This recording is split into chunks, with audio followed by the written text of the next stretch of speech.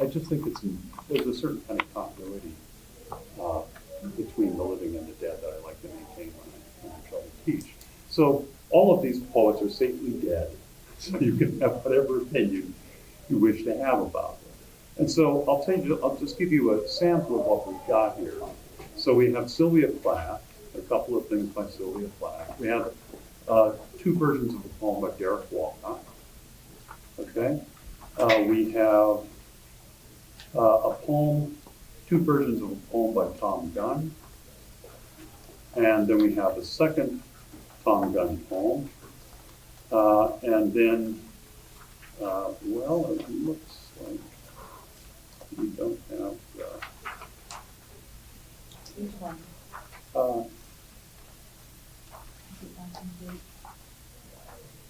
It is complete. It's just, yeah, it's fine. Yeah, great. Okay. And then we've got a poem by, well, the Robert Lowell. We don't have the other version of it. We don't? No, but that's okay. This is more than enough. Do we have the Robert Frost by any chance? Oh, it doesn't matter. Oh, that's the other Robert. I can do the other Lowell because I have another stuff here. Which one are we missing? Just the later Turtles. But you know what, Jacqueline? This is going to be fine. This is going to be fine. So what we can do is we'll just concentrate on the Gunn, Plath, and the Walcott. Where do you want to start? Which author? Let's just go there. Want to start with Plath? Sure. Okay, fine. Then I've got, you see that there's a poem called Blackberry. You want to start there? And then there's a poem called Finisterre. And that poem gets cut off, so the entire Finisterre is on the back page. Okay, everybody see that? So I'm just going to read the first stanza of each poem, Blackberry and Finisterre. And then I want you guys to tell me what you think. Now, one of the things that's interesting about these particular group of poems is that Plath wrote these poems in a very short amount of time. As a matter of fact, one of the poems we'll look at in a minute is there's Blackberry. There's a very famous poem called Tulips, but there's another poem called In Plaster, which is not so famous. She wrote both poems on the same day. And I'm going to make a case for that that's a kind of revision. Now, I don't know which poem she wrote first, so it's a little artificial what I'm saying. But I think that one of the things that's interesting about writing poems is that one poem can be a preparation for another poem. And I think that's kind of a hopeful way to think about revision, because generally the way I think about revision is, oh, fuck, I fucked it up. It's a mess. Now let me go at it again. But I really think that the hopeful way to think about it is that no matter how badly you write, on any particular day, and it can be very bad indeed in my case, is that you say to yourself, well, it wasn't a total loss because I'm preparing an idiom, there's a certain kind of image that may come back to me in 3 months, 6 months, 8 months, several years. And if you look at the Lowell poem, if Jacqueline comes back to it, the precise things that Lowell writes out of the early draft is exactly the kind of linguistic, mode that he follows in his later work. He basically wrote dramatic lyrics. The shape of the poems were almost always a circle. They start out in the present, they go back to a recalled past, they end up back in the present with quote-unquote moral in hand. There's been some kind of transformation in the nature of the speaker, but you only have one speaker. It's the authoritative Lowell voice. With Lowell that he said that everybody recognizes the autobiographical Lowell. And then he said that really brilliant thing. He said that the secret of autobiography is to give them the idea that they are getting, in quotes, the real Robert Lowell.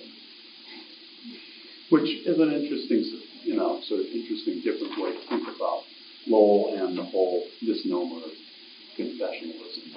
All right? So what happens, at least in Lowell's case, in those particular poems, is that there's a certain kind of abstract, riddling quality to the later poems, which in the early poems he goes to great lengths to cut.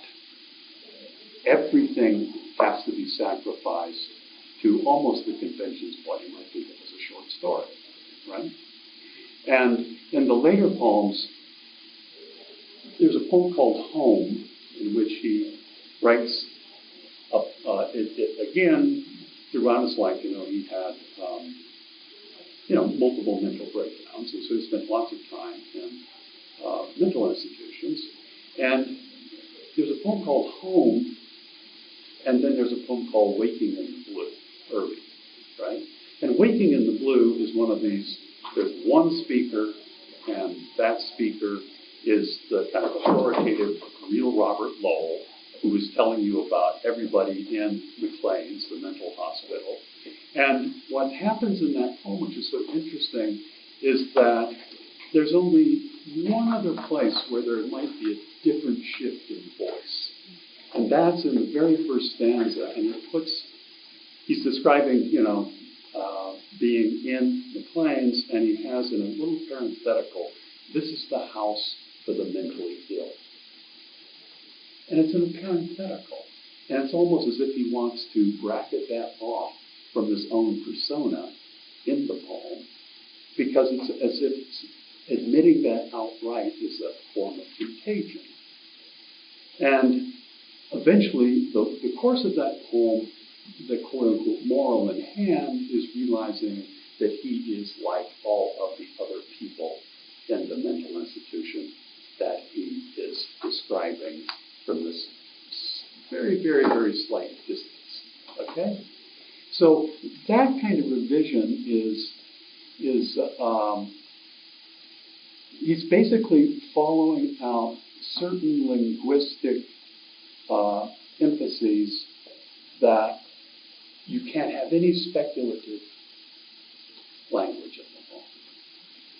And I think for someone like him, and year after year this got more and more acute, is because of the peculiar nature of his psychic fragility, that writing a unitary self in a poem was a way of firming up his own identity in ordinary life. That isn't the stake that most of us have in. We all have our own peculiar stakes in it, but what I'm trying to get at here is the style and changing of style, which is basically what we're talking about when we're talking about revision in a big way, not revision as line editing. But style and revision of style is basically a kind of transformation of consciousness. If I were to show you a late Lowell poem in a book like Day by Day and an early Lowell poem, you would say, this poem here, was that written by John Ashbery? Because in fact, the waywardness of the imagination in those late poems, I'll give you a line from Azure Day makes my blue window bleaker. That's from the early poem, Waking in the Blue. From the very first line of the poem is, our ears put us in touch with things unheard of. Our ears put us in touch with things unheard of. Azure Day makes my blue window bleaker. Lowell would never use a word like later on, except, And so you say to yourself, just what the hell has happened? And what the hell has happened is that when you read Home, the later poem, it suddenly has become immensely hospitable to other voices. Because it's not just that unitary Lowell voice, which we all think of as kind of the signature Lowell in life studies. Suddenly, Lowell's all of these different aspects of Lowell's interior voices are manifested on the page, and they are registered in very, very objective ways so that you know that the voices are shifting. All right, and he uses parentheses. He uses italics. He never tells you that he's going to shift when he does shift. It is a lot like reading an Ashbery, except it has a subject. You know, it's highly associative. And so what I'm trying to get at today is when you guys sit down to revise your poems, that it takes as much work to make a style as it does to unmake it. And that was very much what Lowell's career was like. That he could only go forward by changing his spots. Because every time he tried to play out a kind of linguistic impulse that he had already, say, perfected, or had already had a high polish to, it went absolutely dead on him. And a great example of that would be, I used this example yesterday, and Dustin will probably, you guys will remember it, but Lowell published a book called History. You know, and then 2 years later, he published a book called History, Revised. And I remember getting History Revised. Well, but weren't you? Wait, that isn't. You're not supposed to revise. I bought the fucking book, you know, and now you revised it, and it wasn't just revised. It was a whole new. But if you compared some of the sonnets, you know, in the History Revised to History, you would recognize 3 lines from this poem, 3 lines from this poem, all put together. And then new writing. And when you begin to think of revision in those terms, you have to ask yourself just what exactly happened. You know, what exactly were the kind of psychic mechanisms that occurred to have this kind of really fundamental reorientation toward language, away from a unitary speaker to a speaker who is now fragmented into many different voices.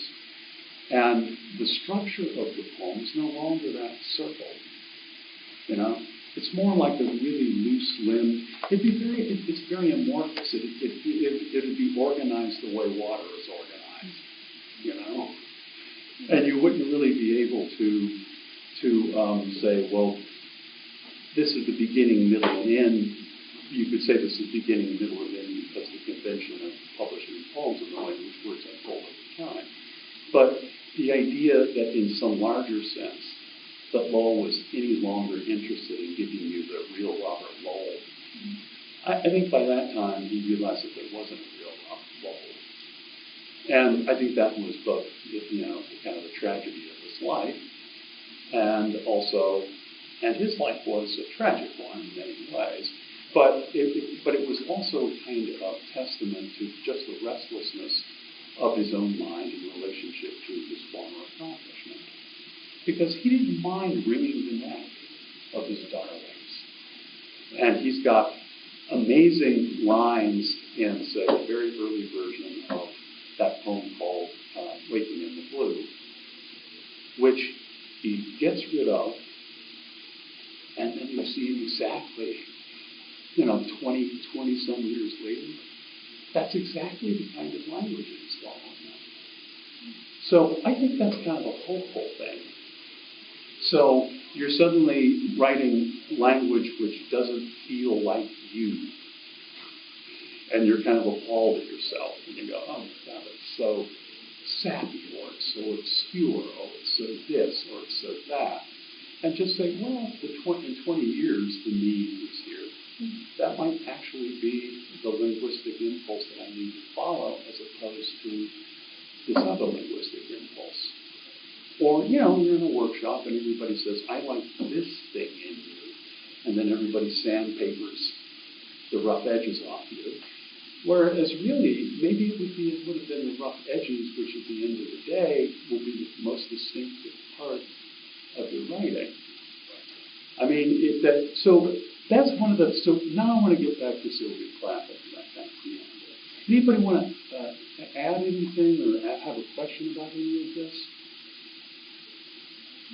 Okay, so let's talk about, now I'm just going to read, I said I was going to read it about 15 minutes ago before I went on that riff. But let's just look at the first stanza of Blackberry and Finisterre. And formally, I want you to tell me what you see. All I want is just a description of what it is. So Blackberry. So here's what I want you to pay attention. I want you to pay attention to the syntax. I want you to pay attention to where the caesuras fall. I want you to tell me what you think of the enjambment. And I want you to tell me the kind of idiom. Is it formal? Is it colloquial? Is it basically a descriptive mode? Is it an analytical mode? What kind of mode is it? So it goes like this. Nobody in the lane and nothing but blackberries. Blackberries on either side, though on the right mainly. A blackberry alley going down in hooks, and a seed somewhere at the end of it, heaving. Blackberries big as the ball of my thumb, and dumb as eyes, ebon in the hedges, fat with blue-red juices. These they squander on my fingers. I had not asked for such a blood sisterhood. They must love me. They accommodate themselves to my milk bottle, flattening their sides. What do you notice about those formal elements I asked you about?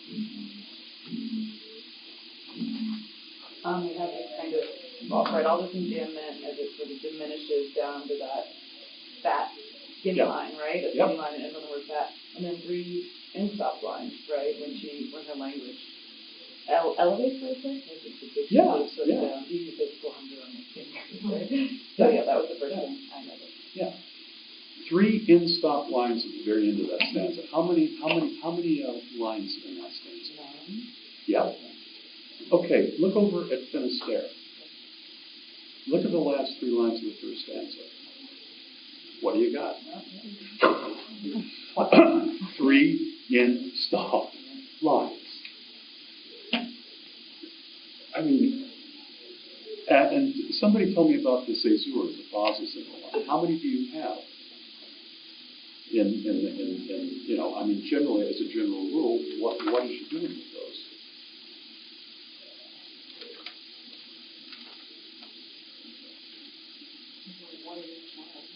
There's definitely 1 in each line. How many do you have in the first line? 3. Yeah. And what about the second line? 1. Then in Blackberry Alley, how many there? A blackberry alley going down in hooks and the sea, so 2. So basically, in every line almost, there's either 3 caesuras or 2 caesuras. Now look at Finisterre. The first line has 3 caesuras. The first line in Finisterre has 3 caesuras. But as you notice, there was a short line. You've got that short line there.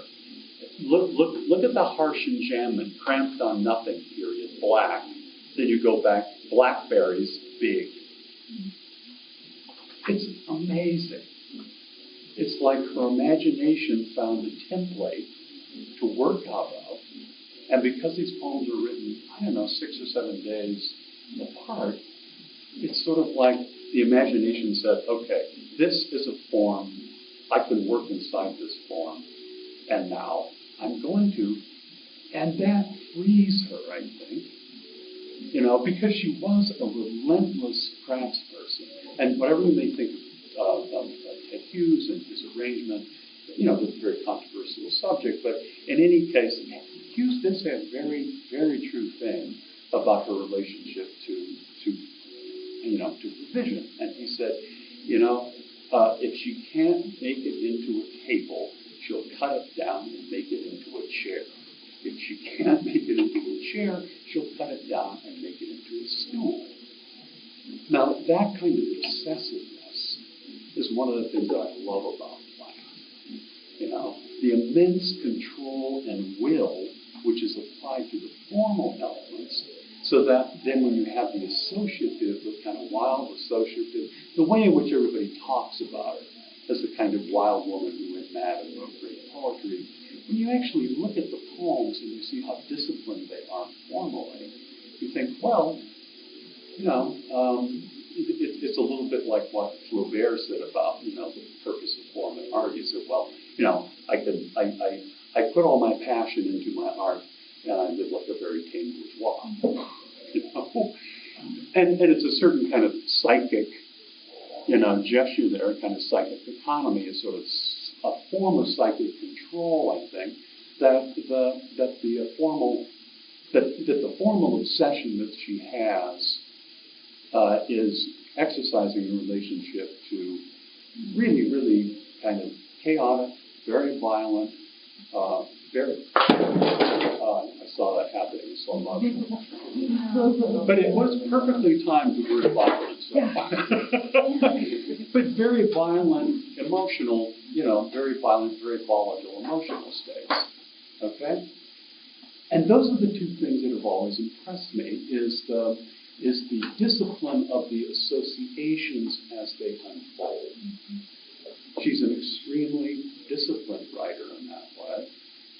And the fact that she's also immensely gifted associatively, and that she'll go in very, very dark places indeed, is another thing that I love about her. You know? Yeah. One little detail. Yeah. You're saying there are 3 Brazilians in which one? Just two caesures. I'm sorry. Yeah, two caesures, and then one in the succeeding ones, and then between 2 and 1. Yeah, I'm sorry about that. I miscounted my columns. Right. So it's the well. I'll just read this first. This was the land's end. The last fingers, knuckled and rheumatic, cramped on nothing. Black admonitory cliffs and the sea exploding with no bottom or anything on the other side of it, whitened by the faces of the drowned. Now it is only gloomy, a dump of rocks, left over soldiers from old messy wars. The sea cannons into their ear, but they don't budge. Other rocks hide their grudges under the water. So let me ask you a question. What kind of figurative mode is she using in Finisterre as opposed to Blackberry?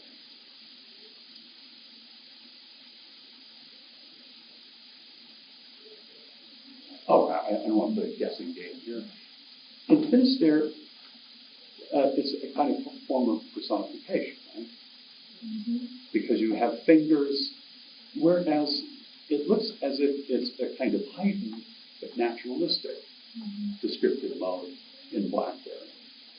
Except in those last 3 lines that you pointed out, Jessica. You know, these they squander on my fingers. I had not asked for such a blood sisterhood. They must love me. They accommodate themselves to my milk bottle, flattening their sides. Now that whole line, accommodate themselves to my milk bottle. We're going to look at tulips and we're going to look at in plaster. And you will find that Plath's relationship to the things that she is describing are almost always fraught with a certain kind of power relation. That is that the blackberries are establishing a sisterhood. They have to love me, and now they're accommodating themselves. It's a really interesting sort of psychic economy that she develops, and fascinating, I think. I mean, that's one of the things I love about Plath, is I never quite know psychologically where she's going to go. Now, let's skip over these 2 poems, and let's take a look at Tulips, and then let's take a look at In Plaster. But if you take In Plaster, the very first stanza, and put it next to Tulips, right? What do you see that's similar? without even reading it. Well, it's like, Length and shape, you know? I mean, how would you just, in plaster, I'll just read, would somebody like to read the entire poem? We can read part of it. Why don't we just try that? Who will start? Who will read it? Jessica, Jacqueline, go ahead. Okay, so I'm reading two of them, right? In plaster. Oh, in plastic. Yeah. Okay. I shall never get out of this. There are two of me now. This new, absolutely white person and the old yellow one. And the white person is certainly the superior one. She doesn't need food.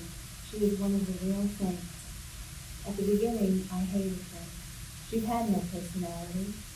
She lay in bed with me like a dead body, and I was scared because she was shaped just the way I was, only much whiter and unbreakable and with no complaints. I couldn't sleep for a week. She was so cold. I blamed her for everything, but she didn't answer. I couldn't understand her stupid behavior. When I hit her, she held still like a true pacifist. Then I realized that she wanted was for me to love her. She began to warm up, and I saw her advantages. Without me, she wouldn't exist, so of course she was grateful. I gave her a soul. I bloomed out of her as a rose blooms out of a bad but not very valuable person. And it was I who attracted everybody's attention. Not her whiteness and beauty, as I had at first supposed. I patronized her a little, and she laughed it up. You could tell almost at once she had a slave mentality. Okay, can you stop there? So, what do you notice that, just describe to me formally what's going on in these lines, in terms of the kind of nature of the language, the number of stanzas, all that.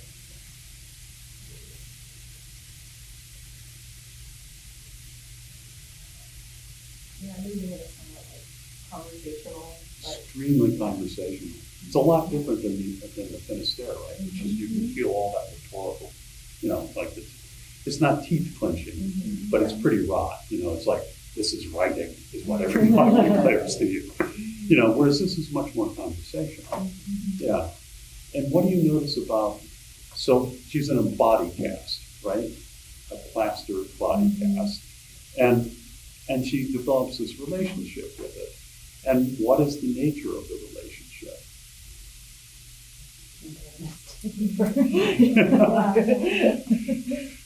Yeah, it's kind of a master-slave relationship. And the thing that's interesting about it is, when you think back to the other poem, the blackberries, there's always some kind of strange power dynamic, both in terms of other people in poems, but also the objects in poems. So basically what she has is she's got this conceit, which is just an extended metaphor, which goes throughout, in which she develops this kind of deeply personal relationship with the plaster cast. And how do you think it ends up, without even reading the end of it? Gets out of the cast eventually and leaves it. Yeah, I mean, what you say is very accurate, but what actually happens is the cast leaves her behind. It's just the reverse. The plaster cast says, see you later, Sylvia. I'm taking over now. And it's very, there's that kind of wonderful dark sense of humor, which I love in her. Can you finish reading it, Jacqueline? Just so we can see how that whole process happens. I didn't mind her waiting on me, and she adored it. In the morning, she woke me early, reflecting the sun from her amazingly white torso, and I couldn't help but notice her tidiness and her calmness and her patience. She humored my weakness like the best of nurses, holding my bones in place so they would mend properly. In time, our relationship grew more intense. She stopped fitting me so closely and seemed offish. I felt her criticizing me in spite of herself, as if my habits offended her in some way. She let in the draft and became more and more absent-minded, and my skin itched and flaked away in soft pieces, simply because she looked after me so badly. Then I saw what the trouble was. She thought she was immortal. She wanted to meet me. She thought she was superior, and I'd been keeping her in the dark, and she was resentful, wasting her days waiting on half plates. And secretly she began to hope I'd die. Then she could cover my mouth and eyes and cover me entirely, and wear my painted face the way a mummy face wears the face of a phantom, though it's made of mud and lime. I wasn't in any position to get rid of her. She'd supported me for so long, I was quite limp. I had even forgotten how to walk or sit. So I was careful not to upset her in any way or brag ahead of time how I'd avenge myself. Living with her was like living with my own coffin, yet I still depended on her, though I did it regretfully. I used to think we might make a go of it together. After all, it was a kind of marriage, being so close. Now I see it must be one or the other of us. She may be a saint, and I may be ugly and hairy, but she'll soon find out that she doesn't matter a bit. I'm collecting my strength. One day I shall manage without her, and she'll perish with emptiness then, and begin to miss me. I mean, you can just see Plath sort of cackling in the wind when she says this whole thing. I mean, it's one of the things about it, one of the things I appreciate about it is that underneath the wit, right, there's a very, very, very dark, wounded, kind of dynamic going on in this poem. And one of the things I think is most effective about this poem is the total deadpan tone, right? There's this kind of faux naive voice that she adopts, particularly in the latter half of the poem. So she says, I used to think we might maybe go over together. After all, it was a kind of marriage being so close. Which, just the plain spokenness of that, the simplicity of it, but at the same time, this kind of offhanded formality, like, after all, those kind of, what seems was like a throwaway gesture, that is like one of the key things about the way in which you begin to decipher the tone of the voice, So often, when I've been in workshop, people will say, well, why didn't you cut the after all? And often, you can say the same thing about a lot of Bishop poems, Elizabeth Bishop poems. How many times do you see in her poems rattle?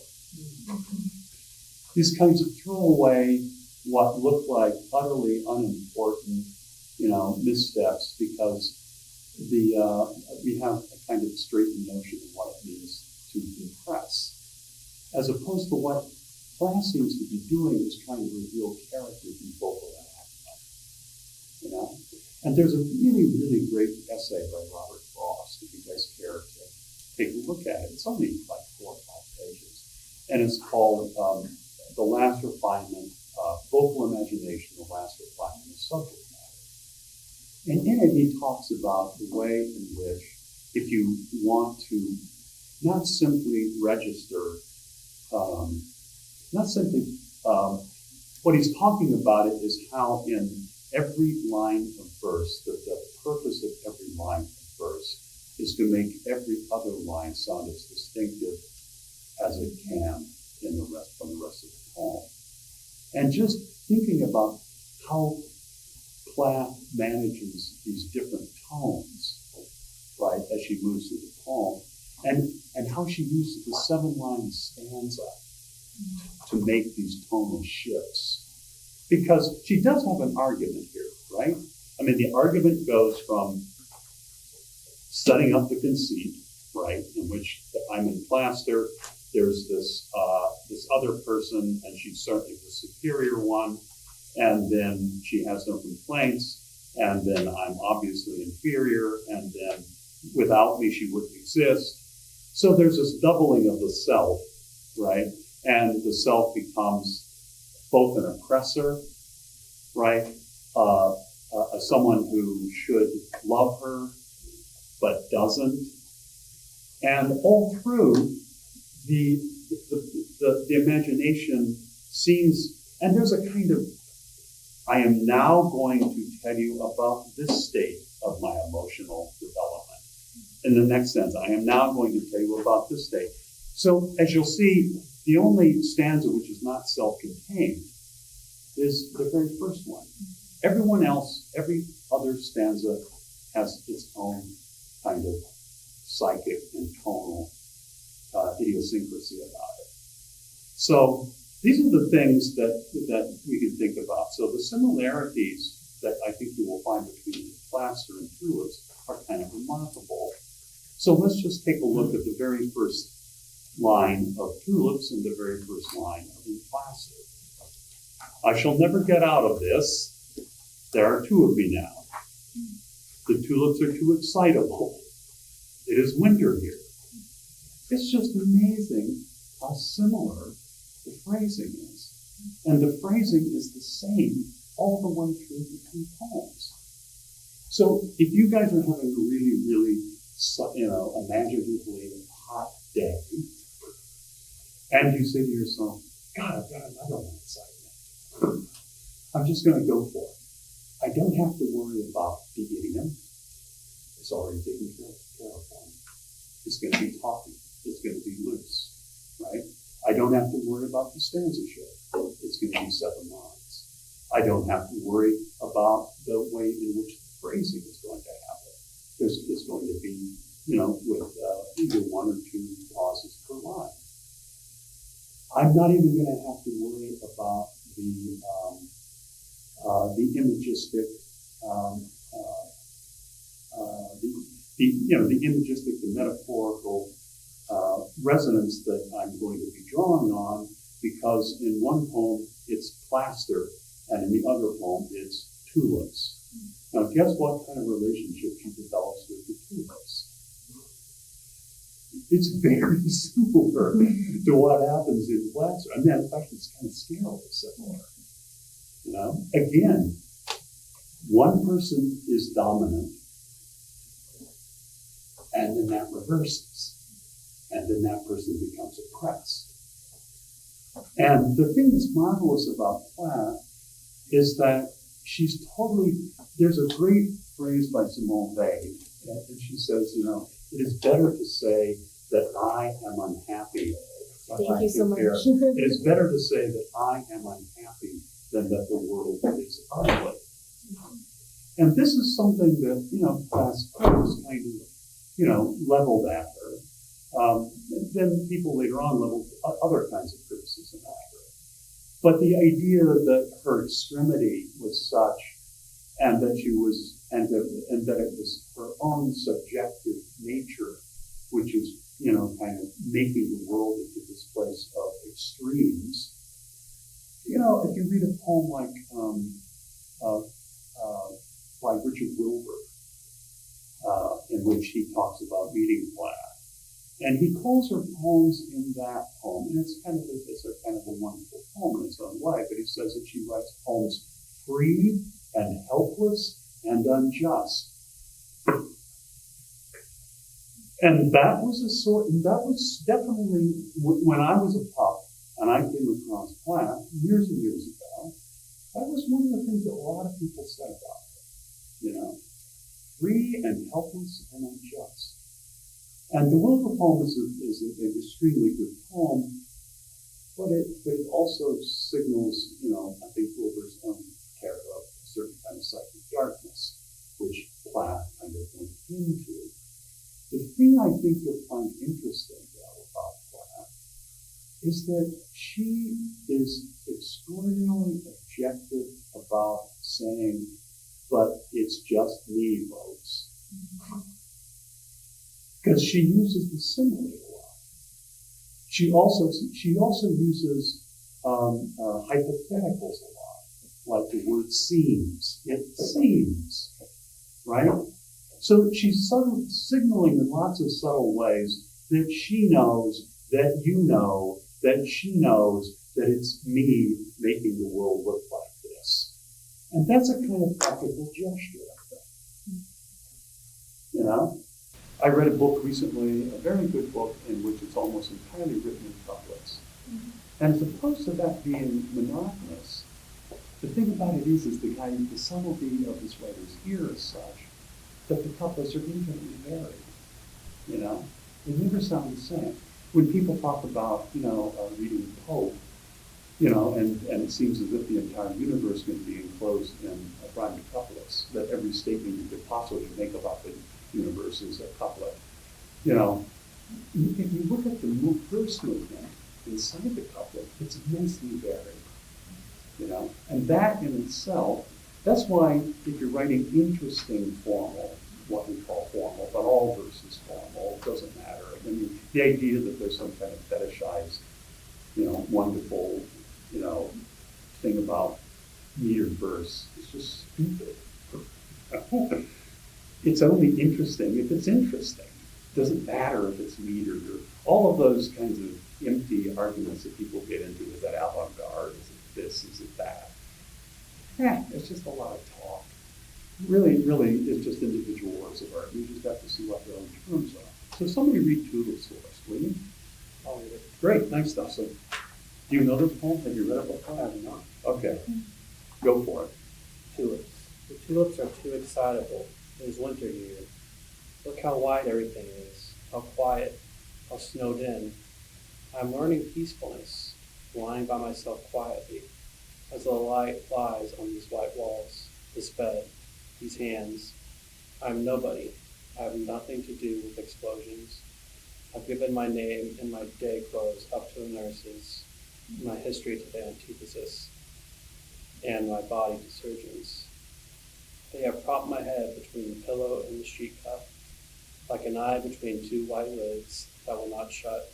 Stupid people, as to take everything in.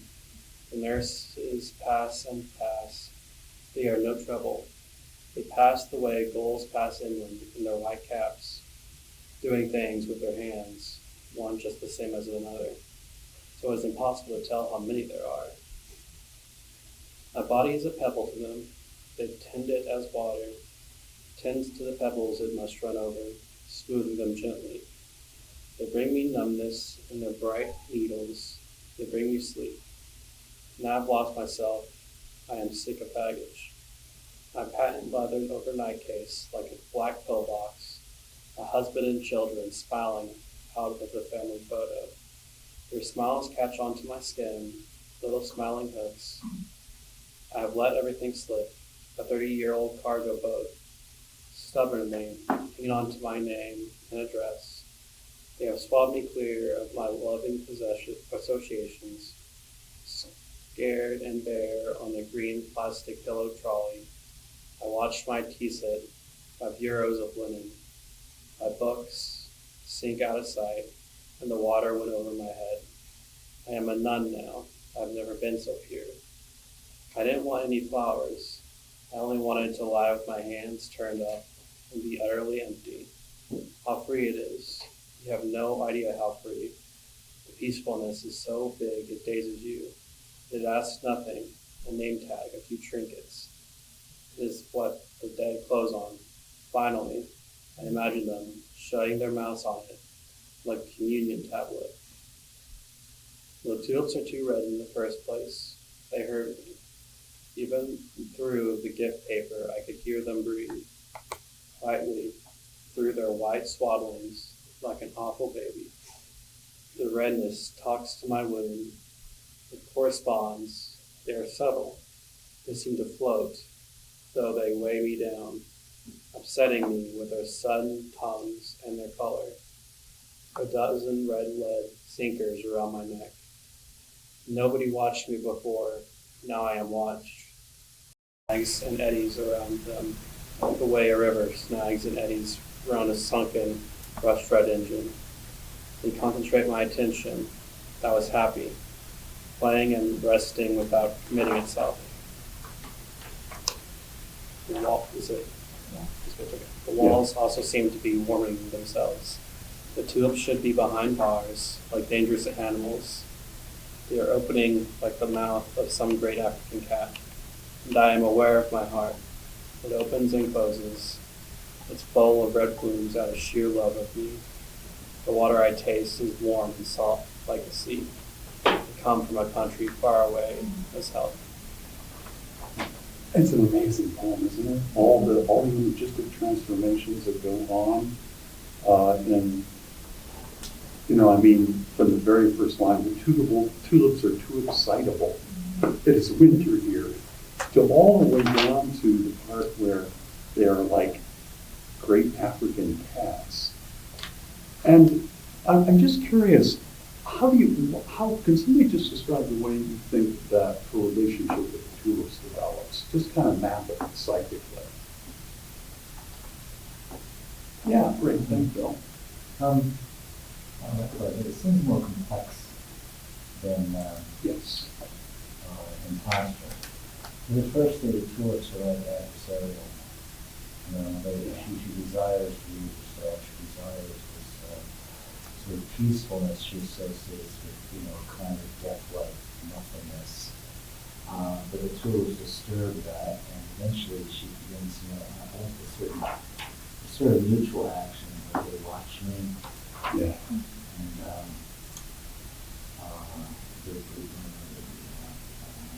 they're breathing, they concentrate my attention, which is kind of a neutral attention, so kind of attention.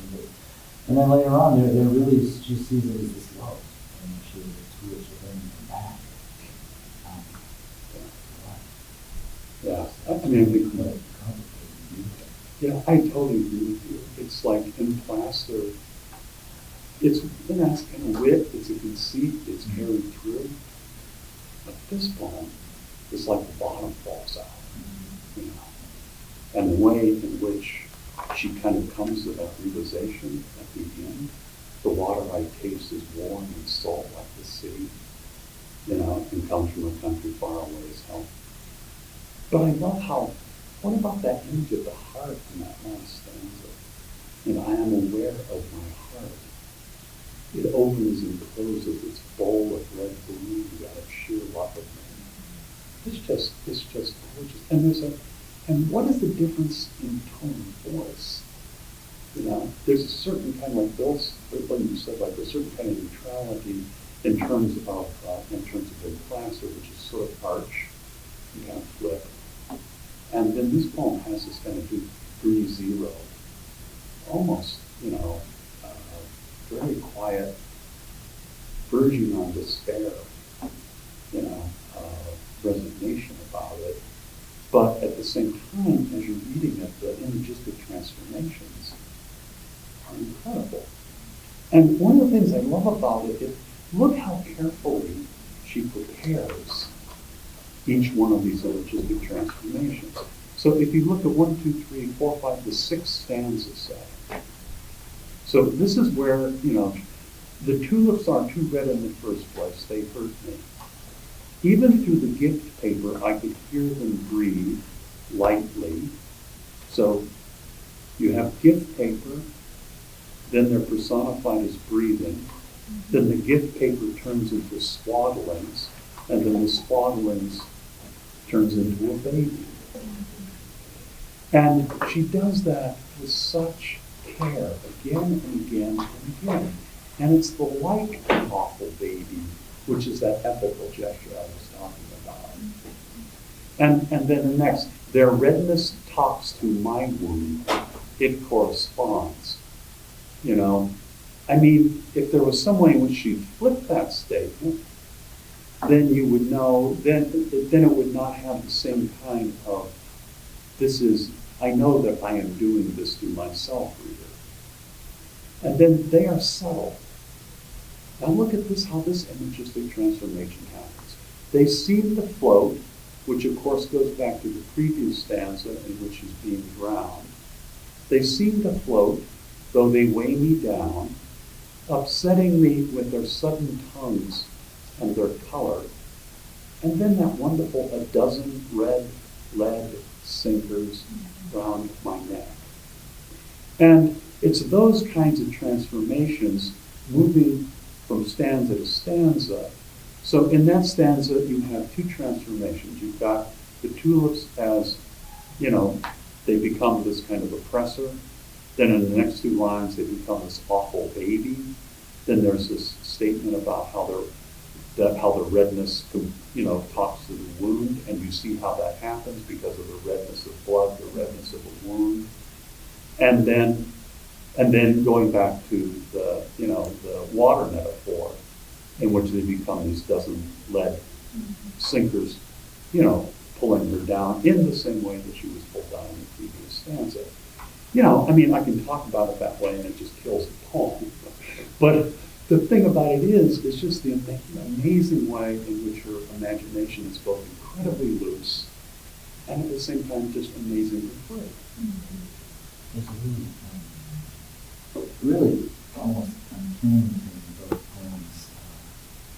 A dozen red sinkers around my neck, sand and container. Yes. And it's at the lowest point in the poem. And then in Plaster, again, at the lowest point of the poem, and secretly she began to hope I died. And container with one little syllable. But it's like as if this archetypal, an herb rhythm comes out, so she taps into something. Yeah, I think you're completely right. And the metrical, moment that you talk about, the unemphatic way in which it's voiced, but then the stress pattern in relationship to that is really, that's one of the things that I love about Plath.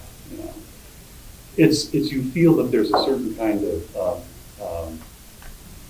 and it's what I was talking about at the beginning, the table, the chair, the stool, but without, fetishizing the form, The way, bless his heart, he's a wonderful writer, Richard Wilbur, but there is a certain kind of sense in which he's saying, look at me, I'm writing a perfectly, beautifully rhymed poem, and that's kind of the glory of it, but that's not what Plath does. You folks out there, do you have anything you want to add?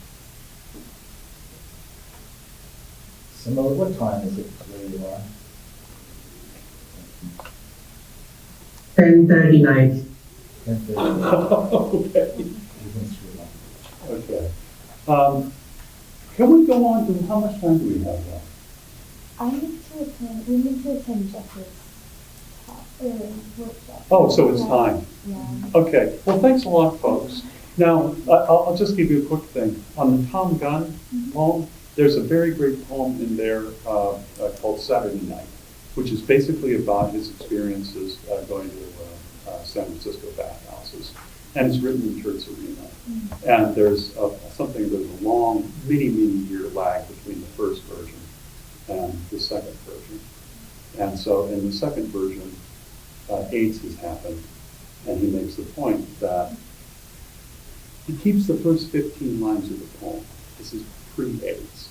And he goes to the bathhouses, and he dislikes this poem intensely because he said, and Roy Tom says that, I felt as if the speaker in the poem was an insecure stockbroker saying, look, I scored. And then later on, after all, everybody's died, and the barracks have burned down, it becomes a historical poem. And in the second poem, he takes just the subject of, he writes a poem in 3 verse, and then he rewrites it in rhymed couplets. And so you guys can take a look at that and just see what the differences are. Okay, thanks a lot, guys.